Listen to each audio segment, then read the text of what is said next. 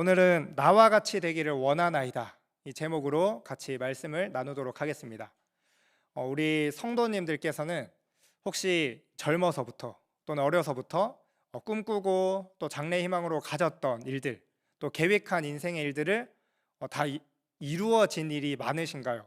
아니면 생각대로 되지 않고 이루어지지 않은 일들이 더 많으신가요?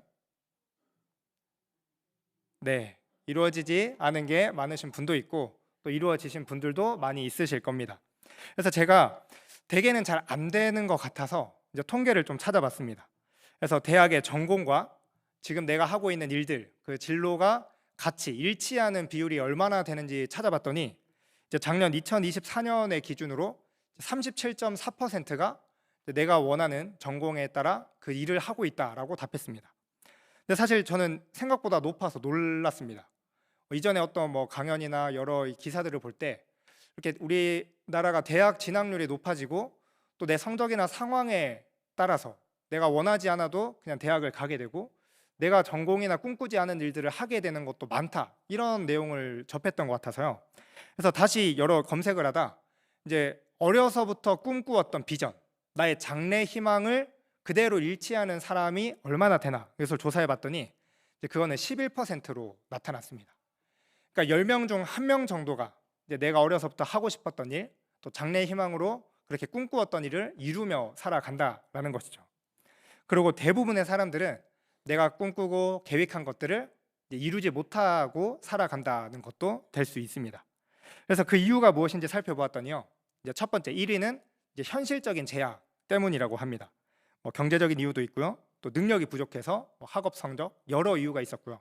또 이 두 번째 이유는 주변의 조언이나 이제 사회가 변화되었던 이런 영향으로 이제 이루지 못했다라고도 답하였고요. 또 3위는 본인의 적성과 흥미가 그것이 맞지 않아서, 영향의 흥미가 감소해서라고 답했습니다. 참 이유가 어찌 됐든 우리는 이렇게 수없이 많은 계획을 하고 또 내가 바라는 것들을 꿈꾸지만 그것을 이루는 사람은 극히 드물다라는 것입니다.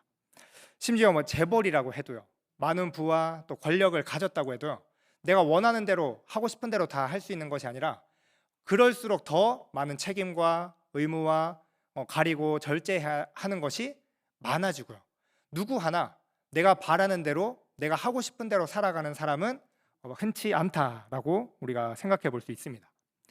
그러면 우리가 꿈꾸는 비전 또는 내가 하고 싶은 일들을 어떻게 할 때 이것을 이루어낼 수 있을까요? 네, 그 비결을 오늘 자신의 꿈을 이루어가는 한 사람을 통해서 우리가 같이 살펴보도록 하겠습니다. 네, 오늘 본문 말씀은 이제 유대인들과 또 로마의 권력자들, 그리고 오늘은 유대의 왕 이 아그리빠 앞에서 이제 자신 있게 변론하게 되는 이제 바울의 모습을 우리에게 보여주고 있습니다. 이 과정을 살펴보시면요, 바울은 이제 예루살렘으로 가면 유대인들에게 붙잡힐 것이란 걸, 더 이상 복음 사역을 하지 못할 것이란 걸 성령을 통해 들었습니다. 그럼에도 불구하고 담대히 예루살렘으로 가서 성령의 인도함을 받아 자신의 사명을 충실히 감당했죠. 근데 그 가운데 결국 유대인들에게 붙잡히게 되고요, 그렇게 그 과정에서 첫 번째로는 동족 유대인들 앞에 변론을 할 기회를 얻었습니다. 우리 사도행전 22장에 나타나는 내용인데요, 이렇게 유대인들 앞에서 당당하게 자신이 죄가 없음을, 내가 왜 이런 상황에 처해야 되는지를 변론합니다. 그리고 이제 그럼에도 여전히 유대인들은 이제 바울을 그 말을 받아들이지 못하고요, 계속해서 소란이 이어지자 이제 천부장이 이것을 다 가로막고 결국 예루살렘 공회를 소집해서 이제 바울은 유다의 종교 지도자들 앞에서 그들 앞에 변론할 기회를 얻습니다. 이제 이것이 두 번째로 이제 청중 앞에서 변론을 하는 기회였습니다. 그럼에도 유대인들은 계속해서 당을 지어서 어떻게 해서라도 바울을 죽이고자 하는 계략을 가지고요, 여전히 바울을 받아들이지 못하게 되죠. 결국 천부장은 이 로마 시민권을 가진 바울을 지키기 위해 이제 로마의 총독인 벨릭스에게 이제 바울을 보내게 됩니다. 당시에 로마가 정복한 지역에는요, 로마가 수많은 지역들을 다 정복하다 보니 자신들 스스로 이것을 다 통치할 수는 없어서 각 식민지마다 이제 총독을 파견했습니다. 그러면 이제 바울이 로마 시민권을 가졌다 보니 지금 유다 지역의 총독으로 있는 이제 벨릭스에게 바울을 보내서 이제 로마의 보호를 받게 하려는 것이었죠. 그럼에도 대제사장 아나니아가 나서서요, 여전히 바울은 죽어 마땅합니다. 저자를 처형해야 합니다. 계속해서 고발하게 됩니다.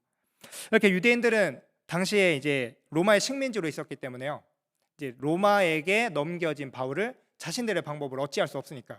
고발을 해서라도 때로는 여러 계략을 꾸며서 이렇게 이송 중에 죽여야 되겠다, 습격해야겠다, 어떻게 하면 바울을 죽일 수 있을까만 고민을 합니다. 이렇게 바울은 세 번째로 이제 총독 벨릭스 앞에 서서 자신의 억울하다는 것을 변론할 기회를 얻습니다. 이렇게 벨릭스에 이어서 또 벨릭스도 여러 유대인들과 시리아인들 사이의 분쟁을 또 잔혹하게 난폭하게 진압했다는 이유로 총독에서 이렇게 물러나게 되는데요.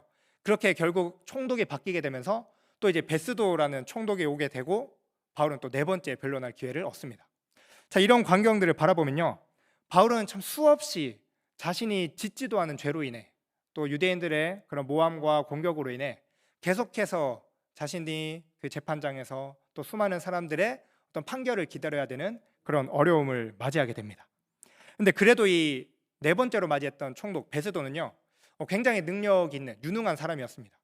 지금 로마에서 파견되어서 지금 가이사랴 지역까지 총독으로 부임하기까지 그 당시의 항해술과 기술로 장작 열흘 정도나 걸리는 그 먼 길을 달려오고 나서요, 성경의 표현으로 3일째, 사흘째 되는 날 곧바로 자신의 직무를 시작하는 것을 보게 됩니다. 이제 이거 헬라 문화 표현으로 보면 3일이란 것은 세 번째 날이 되자마자입니다. 그래서 지금 첫날 먼 거리를 도착해서 오늘날로 치면 먼 해외로 가고 나서 시차에 적응하기도 전에 하루 정도만 잠깐 짐을 풀고 쉼을 가지고 다음날 바로 나의 해야 될 직무를 이제 시작하게 된 거죠. 그만큼 이 베스도는 굉장히 완벽주의자였고요, 워커홀릭이었던 것 같습니다. 이렇게 자신이 맡아서 관리하게 될 이 유대를 어떻게 통치해야 할까 그 고민하던 중에 가장 먼저 핵심 사항, 지금 가장 큰 문제가 무엇인가 바라봤더니 바울을 죽이려고 하는 유대의 종교 지도자들, 또 유대인들의 이런 다툼, 소동을 이제 경험하게 되고요. 이것을 가장 먼저 해결하려고 하는 것을 보면 참 이 베스도는 너무나 능력 있고 지금 내가 무슨 일을 해야 하는지 이런 판단과 어떤 정치력이 굉장히 뛰어났던 사람이었던 것 같습니다. 그리고 이렇게 이제 네 번째 발언을 하게 되는 바울을 보면서 자신은 아무리 봐도 바울에게서 무언가 죽일 만한, 사형수로 죽일 만한 죄를 찾지 못하는 것이죠. 결국 유대인들에게 이제 바울이 무죄라는 것을 이제 선고하면서 다음 이제 황제에게까지 보내게 되는 그런 처사를 하게 됩니다. 근데 이 과정에서요, 이제 베스도 새로운 총독이 부임했다는 소식을 듣고 유대 지역을 다스리던 분봉왕 이제 아그리빠가 찾아와서 이제 문화나로 방문하게 됩니다. 이제 베스도 입장에서는 나는 로마 사람이기 때문에 지금 유대인들 안에 일어나는 소동이 왜 이렇게 일어나는지, 내가 볼 때 무죄인데 왜 저들은 저토록 바울을 죽이려고 하는지 도무지 이해가 되지 않죠. 그래서 유대 문화를 잘 알고 있는 유대의 왕 이 아그리빠에게 당신이 한번 신문하여 보라라고 이제 아그리빠가 바울을 신문하게 됩니다. 이렇게 오늘 본문의 과정, 이제 아그리빠 앞에서 바울이 자신을 변로하게 되는 오늘 읽었던 본문의 내용이 이제 시작된 것이죠. 그래서 이 과정을 바라보면요, 바울은 참 자신이 짓지도 않은 죄를 통해서 자신을 향한 무수히 많은 그 유대인들의 공격, 유대 종교 지도자들의 모함, 그로부터 참 끊임없는 수없이 변론을 하며 참 죄인으로서 험난한 여정을 가는 것처럼 보입니다. 그런데 오늘 각자의 입장에서요, 오늘 사건을 다시 들여다보면 이것은 바울이 그런 고초를 겪기보다 사실 이 안에는 더 많은 이들 권력자들 안에 참 숨겨진 마음 고생과 어려움이 있었습니다. 사실 바울이 만난 이들은 모두 각 분야에서 최고의 권력을 지닌 인정받는 그런 권력자들이었죠. 이렇게 유대 종교 지도자들은 우리가 너무나 잘 알듯이 유대 백성들에게 존경받는 것은 물론이고 오히려 하나님 앞에 신앙적으로도 스스로 율법을 지키고 우리가 하나님께 받은 은혜로 살아가는 그 거룩한 백성으로서의 그런 자부심과 또 은혜 가운데 살아가는 이들이었습니다. 그런데 그들은 그렇게 우리가 하나님을 누구보다도 잘 섬기고 우리가 하나님의 백성됨을 누리며 살아간다고 생각했지만 오히려 진리 대신 예수님의 죽으심과 부활을 받아들이지 못했죠. 오히려 예수님을 부인했고 자신들의 기득권과 이 권력을 유지하기 위해 하나님의 아들이라 칭하는 예수님을 십자가에 못 박아 죽였고요. 그리고 오늘은 그 예수 그리스도를 전하는 바울을 어떻게든 죽이려고 하는 것을 보게 됩니다. 이렇게 유대인들, 참 하나님의 백성이고 그 누구보다도 하나님을 잘 섬긴다고 하는 이들이 취하는 방식은요, 자신들의 기득권을 유지하기 위해 그것을 위협하는 바울을 죽이는데 수단과 방법을 가리지 않습니다. 심지어 총독 베스도에게 이것은 우리 유대인들의 일이니 우리가 해결하게 하면 좋지 않겠습니까? 바울을 예루살렘으로 이송하게 해주십시오 라고 부탁을 합니다. 그리고 그들끼리는 뭐라고 모의를 하냐면, 저 바울을 예루살렘으로 이송하는 중에 우리가 사람들을 보내서 습격해서 바울을 죽여버리자.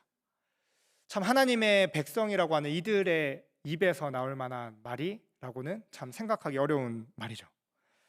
그 최고의 종교 지도자들이 저 사람을 죽이기 위해 거짓말을 해서라도, 총독을 속여서라도 저들을 죽이려는 계략을 가집니다. 그리고 또 오늘 총독인 벨릭스와 베스도는요, 지금 식민지의 입장에서는 최고의 권력자입니다. 식민지에서는 그 누구도 자신을 뭐라 할 수 없는 최고의 권력을 가진 이들이지만, 로마 정부에서 보면 그 정부로부터 멀리 떨어진 아주 외딴 곳에 능력 없는 사람들, 연줄 없는 사람들이나 차지하게 되는 이 정치, 권력의 뒤안길에 서 있는 자들이었습니다. 그들의 목적은요, 오로지 내가 지금 이 멀리 떨어진 식민지에서 이들을 잘 다스리고 통치해서 어떻게든 황제의 눈에 드는 것, 그렇게 다시 로마 정부의 권력의 중심지로 가는 것, 그것만이 그들의 관심사고, 그것을 위해서 자신의 몸도 돌보지 않고 그 맡은 일들에 최선을 다하는 것이 그들의 삶이었습니다. 심지어 이 바울에 대한 재판에서도요, 그 유대인들의 민심을 얻기 위해 자신의 뜻대로 마음껏 판결하지도 못하는 것이 사실 이들이 가진 권력의 참 허구, 참 아무것도 아닌 권력이었습니다. 그리고 오늘 이제 자세히 살펴볼 것은요, 오늘 본문에 등장하는 아그리빠입니다. 오늘 등장한 이 헤롯 아그리빠 2세는요, 우리가 잘 아는 헤롯 대왕, 예수님이 태어날 당시의 헤롯 대왕의 증손자입니다. 그의 아버지 아그리빠 1세는요, 이제 우리가 사도행전 12장에서 야고보 사도, 예수님의 제자인 사도 야고보를 칼로 죽이고, 그리고 그 대가로 인해 주의 사자가 쳐서 벌레를 먹어 죽었던 그 아그리빠입니다. 이렇게 기존의 유대 왕이었던 아그리빠 1세가 너무나도 강력한 권력을 가지고요, 이렇게 통치를 잘 했습니다. 그리고 나서 이제 그 뒤를 이어서 오늘 그의 아들인 아그리빠 2세가 유다의 왕이 되었는데요, 참 이들이 참 유대의 왕으로는 있었지만 그들에게도 목표는 늘 이 자리에서 인정받는 것, 유대의 백성들에게 신임을 받고 어떻게든 내가 가진 이 권력을 계속해서 유지해 나가는 것이 그들의 삶의 목적이었습니다. 사실 우리가 헤롯이라고 하면 성경에 여럿이 등장하지만, 우리가 아는 그 예수님 당시의 헤롯이 가장 능력 있고 가장 권위가 있고 이렇게 모든 사람들에게 인정받는 그런 왕이었습니다. 근데 그런 헤롯 대왕이라고 칭할 만큼 그 헤롯 대왕조차도요, 자신의 출신이 이듬의 출신으로 유대인의 정통 혈통이 아니란 것에 늘 그것을 가지고 있었습니다. 갑자기 단어가 생각 안 나는데요. 네, 그것입니다. 네, 그래서 이 유다의 왕으로 인정받기 위해서 성전을 그 전에 솔로몬 성전이나 느헤미야 성전보다도 비교도 안 될 만큼 크고 웅장하게 지어가면서 어떻게 해서라도 유대의 백성들의 환심을 사려는 것이 유다 헤롯이었습니다. 심지어 헤롯 아그리빠 1세는요, 지금 2세의 아버지는요, 당시에 로마의 황제가 되기 이전에 억울하게 감옥에 갇혔을 때 절친이었어서 그를 변호하다가 같이 감옥에 갇혔고요, 나중에 다시 이 황제가 되었을 때 그 어려움, 위험을 무릅쓰고 함께했던 것을 공로를 인정받아서 유대의 왕으로 임명을 받았던 너무나 큰 권위를 가졌던 왕입니다. 그래서 이 로마의 황제가 신임하는 유대 왕, 얼마나 신임을 했으면 지금 이 아그리빠 1세는 내가 너무나 믿어, 얘는 여기에는 총독을 둘 필요도 없어 라고 해서 아그리빠 1세 때는 유일하게 로마의 총독이 없었던 해일 만큼 너무나 인정받고 또한 백성들에게도 신임을 받는 그런 왕이었습니다. 그러니 지금 헤롯 아그리빠 2세 입장에서는요, 그런 증조부, 너무나 유명하고 대단한 그 헤롯 대왕에 이어서 또 자신의 아버지, 모든 백성들과 로마 황제의 신임을 받았던 그 아버지에 이어서 자신은 아버지가 죽고 나서 곧바로 왕이 되지도 못했습니다. 너무 어려서 킬리아 지역의 작은 지역의 분봉왕으로 있다가 또 다른 지역으로 옮겨가면서 어떻게 해서든 자신의 능력을 인정받아야, 더 많은 사람들에게 나의 능력을 인정받아야 그 권력을 유지할 수 있는 그 입장에 서 있었는데요. 그런데 오늘 그들이 권력을 유지하기 위해 취한 방법이 무엇이었는지, 혹시 오늘 아그리빠 왕이 누구와 함께 있었는지 기억이 나시나요?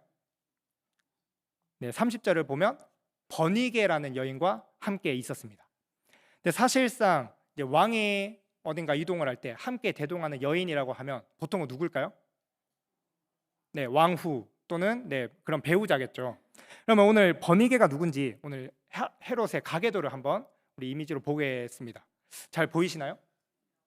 글씨가 최대한 잘 보이는 걸로 찾았는데, 우리 여기에 그림이 지금 제일 아래에 가운데에 있는 것이 헤롯 아그리빠 2세입니다. 그리고 그 왼쪽에 누가 있죠? 버니게라고 잘 보이시죠? 여기 보통 우리 가계도를 그릴 때 옆에 있는 사람은 누군가요? 형제죠, 형제. 이렇게 같은 라인으로 꾸어서 헤롯 아그리빠 1세의 자녀로 되어 있는 것이 버니게와 헤롯 아그리빠 2세와 드루실라입니다. 그러니까 이들은 사실 누이와 오라비의 관계에 있었는데요. 이들은 동거를 하면서 자신들의 권력을 유지하기 위해 사실상 혼인 관계처럼 그렇게 있었습니다. 그러니까 대표적인 고대 시대에서 자신들이 가진 부와 권력과 이것을 유지하기 위해 택한 방식이 그 부와 권력을 가진 사람과 혼인하는 것이었습니다. 그래서 사실 이 글씨가 잘 보일지는 모르겠는데요. 이 버니게가 헤롯 아그리빠와 동거하기 이전에 먼저 여기 알렉산더인가? 다른 왕과 결혼을 합니다. 그래서 먼저 다른 왕과 다른 지역의 왕과 결혼을 하고 나서도요. 그럼에도 이 결혼 생활에서 행복을 누리지 못하니까 파혼을 하고 또는 죽음을 당하고 다른 왕을 찾아서 결혼을 하지만 그럼에도 거기서 만족과 또 부와 세상에서의 행복을 얻지 못해서 결국은 자신의 오라버니와 동거를 하게 되는 것이 참 이들의 안타까운 그런 삶이었습니다. 그리고 우리가 좀 익숙한 상황을 보면요, 오른쪽 위를 보면 헤롯 안디바라고 보이시나요? 초록색 가운데 있는 헤롯 안디바가 혹시 누군지 기억나시나요? 세례 요한을 죽인, 글씨가 세례 요한을 참수하고 예수님을 신문했던 이가 헤롯 안디바입니다. 그리고 헤롯 안디바 역시 그의 조카뻘에 해당하는 또 헤로디아와 결혼을 하고 또 다른 왕과 사이에서 결혼을 하고 거기에서도 행복을 얻지 못하니까 또 다른 헤롯 빌립과 결혼하고 그 사이에 살로메라는 아이가 낳고, 그러니까 수없이 자신의 권력을 유지하기 위해서요 친인척과 혼인을 하기도 하고 세상의 손가락질에도 참 그런 어려움을 딛고라도 내가 가진 권력, 부를 유지하려는 것이 그 세상의 사람들의 삶이었습니다. 이렇게 참 이들이 그렇게 열심히 세상의 지탄을 받고요 인생을 허비해도요 결국 길을 찾아도 그것을 이루지 못하는 것이 그들의 인생입니다. 내가 가진 권력을 얼마나 더 유지할 수 있을지 한 치 앞을 알 수 없어서 그 불안함 속에 살아가는 것이 그들의 삶이었죠. 그런데 오늘 우리 권력자들의 앞에서 이 놀라운 총독, 왕, 유대 종교 지도자들의 앞에선 바울을 보시면 참 바울은 그들과 달리 전혀 삶에 두려움이 없습니다. 권력자들 앞에서도 당당히 자신이 하고 싶은 말을 뱉는 것을 우리가 볼 수 있게 되죠. 참 너무나 담대히 복음을 전하는 그를 향해서 총독이었던 베스도는 이렇게 말합니다. 우리 오늘 읽었던 24절 말씀을 같이 한번 보실까요? 24절 이렇게 말씀합니다. 바울이 이같이 변명하매 베스도가 크게 소리내어 이르되 바울아 내가 미쳤도다. 내 많은 학문이 너를 미치게 한다 하니. 아멘. 총독은 볼 때 아니 네가 말하는 그 예수 그리스도 도대체 복음이 무엇이길래 그렇게까지 동족 유대인들에게 공격을 받고 죽을 위험을 당하면서도 끝까지 그렇게 주장하느냐. 내가 볼 땐 네가 미쳤다. 네가 너무 많은 학문을 알기 때문에 미쳐서 그렇다라고 말합니다. 그런데 바울은 거기에 뭐라고 답하죠? 25절 말씀 한번 같이 읽어보실까요? 우리 함께 읽습니다. 바울이 이르되 베스도 각하여 내가 미친 것이 아니요 참되고 온전한 말을 하나이다. 아멘. 바울은 그들 앞에 당당하게 고백합니다. 내가 미친 것이 아니라 나는 참되고 온전한 말을 하는 것입니다. 바울이 전하는 것은 베스도의 말처럼 내가 학문이 많아서 어떤 세상의 지식이나 경험이 많아서 거기에서 오는 잘못된 말이 아니었죠. 바울이 전하는 것은 오직 사람을 진정으로 살리는 생명의 말씀, 예수 그리스도의 복음이었습니다. 참 자신이 만난 예수 그리스도, 그분으로 인해 내가 먼저 변화를 받았고 또 내가 새롭게 살게 된 삶이 얼마나 기쁘고 얼마나 감격에 겨웠으면 이 놀라운 세상의 최고의 권력자들 앞에서도요 당당하게 이 복음을 주저하지 않고 증거할 수 있었죠. 참 이것에 얼마나 큰 힘이 있었는지 우리 29절에서 이렇게 말씀합니다. 우리 사도행전 26장 29절을 다 같이 크게 한번 읽도록 하겠습니다. 함께 읽습니다. 바울이 이르되 말이 적으나 많으나 당신뿐만 아니라 오늘 내 말을 듣는 모든 사람도 다 이렇게 결박된 것 외에는 나와 같이 되기를 하나님께 원하나이다 하니라. 아멘. 바울은 자신에 대해서 도무지 이해하지 못하는 그 총독과 왕 앞에 당당하게 고백하는 겁니다. 나 당신뿐만 아니라 모든 사람이 내가 이렇게 결박된 것 외에는 나와 같이 되기를 원합니다. 근데 이렇게 고백하는 바울의 모습이 어땠을까요? 바울은 아마 쇠사슬을 찾거나 여지없는 죄인의 모습으로 서 있습니다. 그리고 아마 바울의 모습은요 온몸이 때로는 매를 맞고 많은 고난을 당하고 끊임없이 그 제대로 치료도 하지 못하고 계속해서 선교를 떠났던 그 몸이 온몸이 상처투성이였을 것입니다. 그렇게 언제 죽어도 이상하지 않을 것처럼 생긴 참 사람의 모습이라고 바라보기 힘든 그런 사람이 모두가 내가 결박된 것 외에는 나와 같이 되기를 원한다. 참 우리 세상 사람들이 볼 때는 도무지 이해할 수 없는 모습이죠. 자신들은 지금 내가 가지고 있는 권력, 내가 가지는 부를 조금이라도 더 얻기 위해서 오늘도 사람들의 욕과 손가락질과 그 수많은 지탄을 딛고도 친인척과 결혼을 하거나 끊임없이 잠도 제대로 자지 못하고 내가 맡은 일을 더 능력 있게 더 잘 감당하기 위해 하루하루를 버티면서 살아가고 있는데 참 저 죄인은 지금 쇠사슬에 묶여서 참 그 상처투성이의 몸으로 여러분이 나처럼 되기를 원합니다. 도대체 저렇게 말할 수 있는 것이 어디서 나오는 것인가? 도무지 이해할 수 없었을 것입니다.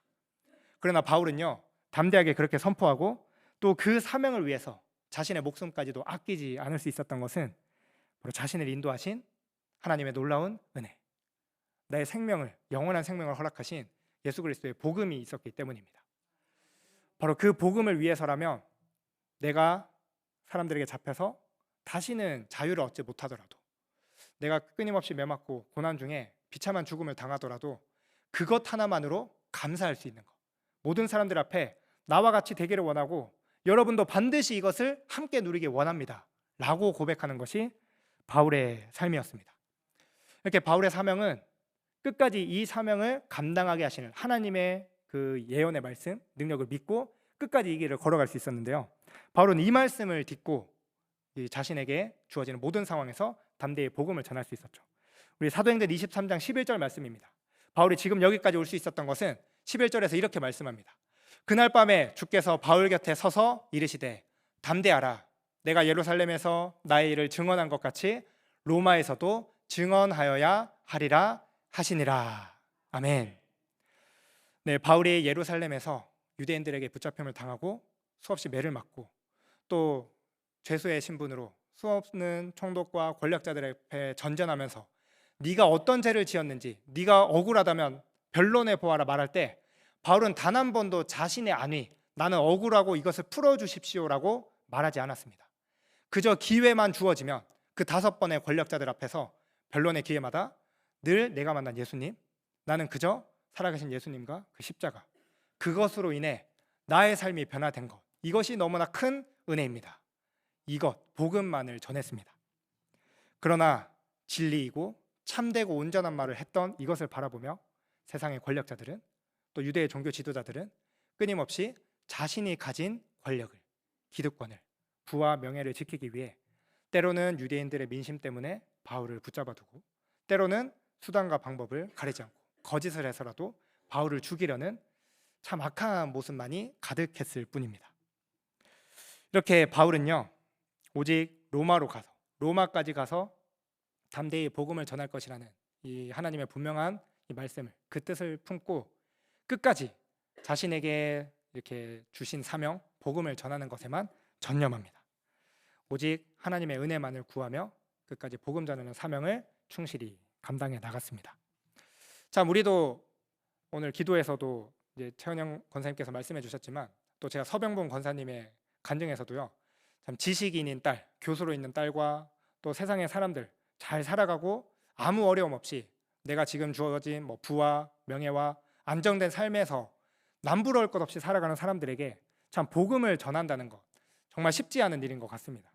특히 우리 권력자들, 지식인들, 가진 것이 많은 사람일수록 저들에게 복음을 전해서 참 주일에 시간을 내고 또 예수님을 믿기 위해 수없는 자기 희생과 고난과 이것을 감내하는 삶을 참 살아갈 수 있게 할 수 있을까 좀 많이 고민이 되죠.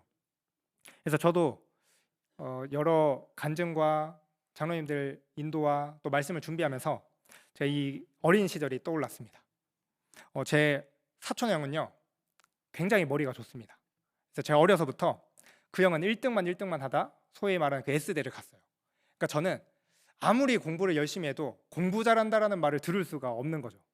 그러니까 그 형은 학원을 가도 학원에서 가르칠 게 없다고 이제 가라고 하고 스스로 공부를 하고 그래서 지금 뭐 다 판검사가 되고 이름만 되면 아는 대기업에 가고 합니다. 그러니까 다들 근데 믿지 않으셔요. 그래서 저는 어려서부터 제가 믿는다고 하면서도 우리의 삶이 그렇게 막 부유하고 세상적인 기준으로 평안한 것 같지 않아 보이고요. 근데 믿지 않는 저들은 소위 말하는 뭐 마을에서 도시에서 다 그 이름과 뭐 학벌과 모든 것들을 인정받고 저렇게 잘 나가는데 참 저들에게 복음을 전한다는 것이 저에게는 참 너무나도 힘든 일이었습니다. 그래서 때로는 제가 은혜를 받고 정말 이 구령의 열정에 불타올랐을 때 우리 친척들을 위해서도 이제 구원을 위해 기도해야 되겠다. 이제 복음을 전해야 하는데 너무나 그 안정된 생활, 너무나 그 풍요로운 생활하는 그들에게 복음을 전할 용기가 나지 않았습니다. 특히 저희 큰아버지는 이제 연세가 조금 있으신데요. 이제 내 눈에 흙이 들어가기 전에는 절대 제사를 지내지 않는 일은 없다. 그렇게 완고하신 유교적인 분이었어요. 이제 그런 분들 앞에 복음을 전한다는 것 너무 힘든 일이었고요. 또 저희 어머니와 참 제사를 지내지 않고 이 교회에 가는 문제로 인해서 참 많은 일들이 있었습니다. 근데 제가 할 수 있는 것, 세상적으로 무언가 뭐 많은 돈을 얻고 세상에서 성공하고 이런 것으로 이길 수 없어서 제가 어려서부터 기도한 게 있습니다. 하나님, 저들이 그토록 중요하게 여기는 제사 그리고 대를 잇는 것, 족보 중요하게 여기는데 제가 이길 수 있는 거 이거밖에 없는 것 같습니다. 그래서 저들이 예수님을 믿을 수 있도록 그들이 추구하는 제사와 또 대를 잇고 이런 것들이 안 되게 보여주십시오. 그래서 그 기도 때문인지 모르겠지만 사촌 형들은 다 딸밖에 없습니다. 그래서 저는 기도하기를 하나님, 저는 아들 하나 딸 하나는 최소한 낳고 오씨 가문을 이을 수 있는 은혜를 주십시오. 기도했더니 첫 번째 딱 하나님이 주신 것이 아들을 주셔서 유일하게 우리 오씨 가문에 대를 이을 수 있는 아들은 저밖에 없습니다. 그러니까 저들은 그토록 네, 박수 감사합니다. 네, 저들은 세상에서 누구나 이름만 대면 아는 또 세상에서 최고의 지식인 또 높은 계층에 있다고 할 수 있지만 그들의 그 가문, 너무나 중요시 여기는 제사와 가문 하나 이어가는 것도 아직 모르죠. 사촌 형들이 40대가 넘었지만 또 뭐 자녀를 볼지는 모르겠지만 자녀를 후사를 잇는 것 하나도 그들의 마음대로 되지 않고요. 자신들이 추구하는 삶을 거기서 맞는 만족에는 한계가 있습니다. 오늘 바라보았던 총독도 또 유대 왕도 그 누구도 자신이 가지는 권력과 부와 내가 세상에서의 성공이 참 영원할 것 같지만 결코 세상에서 영원한 것은 없죠. 유일하게 말씀한 대로 선포된 대로 되어지는 것은 오직 하나님의 말씀과 그분의 말씀 따라 성취되는 우리가 영원한 생명, 천국에 들어가는 것밖에 없습니다. 이렇게 우리가 바라봐야 할 것은요, 참 사람들의 시선, 세상의 평가, 내가 얼마나 많은 것을 이루는가 이것이 아니라 내가 오늘도 영원히 변하지 않고 말씀한 대로 반드시 이루시는 하나님의 말씀, 이 생명의 말씀을 바라보면서 이것을 모르는 이들, 때로는 그들이 바라볼 때 지금 내가 너무 평안하고 잘 살아가고 계획대로 되어가는 것 같지만 결국 그 끝은 언젠가 사라지는 그 유한한 것들을 바라보는 삶이 아니라 우리가 영원히 변하지 않는 하나님께서 우리에게 약속하신 놀라운 천국의 이 비밀을 이것을 모르는 사람들에게 힘써 전할 수 있는 이 자리에 함께한 모든 신일교회 성도님들 되시길 주님의 이름으로 소망합니다. 아멘. 그래서 우리 어떤 어려움 속에서도 우리가 지식인 또는 뭐 부유한 사람 그 어떤 대상을 가리지 않고요, 단순히 새 생명 축제를 넘어서서 이것을 모르는 이들에게 이 놀라운 영원한 생명의 가치를 우리가 힘써 전하며 주님께서 우리에게 주신 복음의 증인으로서의 귀한 사명을 힘있게 감당하는 우리 이 자리에 함께 모든 신일교회 성도님들 되시길 주님의 이름으로 축원합니다. 아멘.